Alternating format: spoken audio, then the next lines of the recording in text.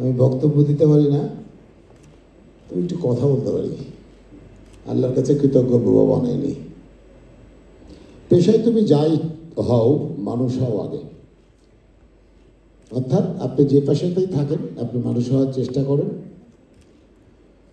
জিজ্ঞেস করেন বিবেককে, আপনাকে খুঁজে পাবেন। আজকে ব্যবস্থাসের এই অনুষ্ঠানে আমাকে আমন্ত্রণ জানার জন্য আমি কৃতজ্ঞ। সবাই আছেন এখানে বসে, আমি চলচ্চিত্রের অনেককেই চিনি না। আমার একটা বড় আপা বসে আছে, ফেরদৌসী আপা, ওনাকে চিনি, যেহেতু গান নিয়ে উনি থাকেন সবসময়। আমার মায়ের মতো শ্রদ্ধাঞ্জলি ব্যক্তি আছেন, যেটা আমার মাও পছন্দ করতেন, আর আমার আপা বসে আছেন এখানে, এবং অনেক গুণী ব্যক্তিরা বসে আছেন। ভাল লাগছে যে আমাকে ডেকেছেন। 5ই আগস্ট যদি না হতো, আজকে 6 মাস চলছে, কম করে 100 লোকের ফাঁসি হতো এই 6 মাসে। কথাটা শুনতে খারাপ লাগবে।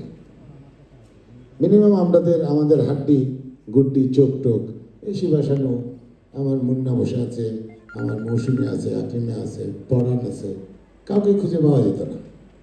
কি সব অভদ্র চরিত্রে অভিনয় করতে এরা, কি হায়নার মতো রক্ত খেতে এরা। চিন্তা করতে পারেন 15 বছর কি জ্বালাইছে, হত্যা, গুম, খুন, মামলা, এগুলো কি করবেন আপনি? আপনি একটু ঘুরে আসেন, খালি এই যে বনানী কবরস্থানে যান, বহুত মহারহতি ঘুমিয়ে আছে, কিচ্ছু নিয়ে যেতে পারেনি, শূন্য শূন্য। আপনি চিন্তা করেন, আপনাকে যেতে হবে, আপনাকে চলে যেতে হবে। মানুষ লাগলেই অমানুষ। এই মানুষের আগে এই 15 বছরে বসানো হয়েছে। অথচ একজন সাধারণের আগে যদি বসান, সে কিন্তু অসাধারণ হয়ে যাবে।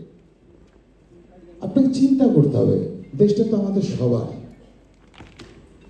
তখনই রাগ ধরছে যখন বলেছে দেশটা তোর বাপের। তখনই কিন্তু আমি লিখছি, দেশটা তোমার বাপের নাকি, করছো ছলা কলা, কিছু বললেই ধরছো চেপে জনগণের গলা। মনে রেখো, যুদ্ধ করে রক্ত দিয়ে দেশ পেয়েছি, দেশ দেশ দেশ বাঁচাতে রক্ত দিতে রাজি আছি, ভয় দেখিয়ে হবে না রে কাম। তা আমরা তো যুদ্ধ করেছি, আমরা ভাষার জন্য প্রাণ দিয়েছি। আমরা কি, আমরা ওইরকমই একটা জাতি। তো আমরা না সবাই সবাইকে হিংসা করি, এই চর্চাটা আমাদের মধ্যে হয়ে গেছে সবচেয়ে বেশি। ভালো করে খেয়াল করে দেখবেন। আমি আজকে আপনাদেরকে গান শোনাবো, আমি তো ওর মনের মতো হতে পারলাম না রে, নিজে থেকে বলে রাখলাম। গানটা শুনলে আপনাদের ভালো লাগবে। আসলে কেমন যেন হয়ে গেছে, আমরা কেউ কারো মনের মতো হতে পারি না। আশ্চর্য, মানে ভালোবাসাটাকে কোথায় যেন ভাসিয়ে দিয়েছি আমরা বাংলাদেশটা, একমাত্র চর্চা নাই বলে। আপনি নিজেকে চর্চা করেন, আপনার বিবেককে দর্শন করেন, আপনি নিজেকে নিয়ে ভাবেন, আপনি কিন্তু বেশি দিন থাকতে পারবেন না, কিছু নিয়ে যেতে পারবেন না। আর আপনি যদি পারতেন তাহলে বুঝতেন। এই যে মা বসে আছে আনারাপা, দেখেন ওনাকে দেখলে কেন ভুগতে আসে। পহেলা তাসনদারি বাদ মে গুণ বিচারে, একটা কথা আছে। তো এই যে আদর্শগুলো নিতে হবে, ধারণ করতে হবে আমাদেরকে সবার সাথে। দেশটা আমাদের সবার, কিন্তু কিছু কিছু লোক করে অন্যভাবে কভার, এটাই ভালো লাগে না। 16 বছর পর আজকে আমরা